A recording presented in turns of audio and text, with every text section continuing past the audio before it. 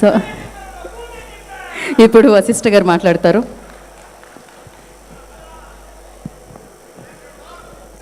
Hi అండి, అందరికీ నమస్కారం. ఇక్కడికి వచ్చిన మెగా ఫ్యాన్స్ అందరికీ, గెస్ట్లకి అందరికీ నమస్కారం అండి. చాలా హ్యాపీగా ఉంది, ఎందుకంటే బాస్ బర్త్డే అంటేనే పెద్ద పండగ.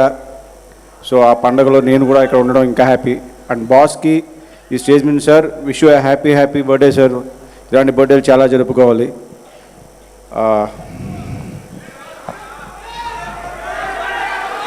అర్థం కాల?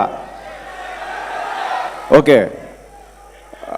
విశ్వంబర, ఇక్కడ ఉన్న చాలామంది నా మీద కోపంగా ఉంటారు, చాలామంది తిడుతున్నారు, చాలామంది పొగుడుతున్నారు, చాలామంది ట్విట్టర్లో వేసుకుంటున్నారు, రకరకాలుగా వేసుకుంటున్నారు.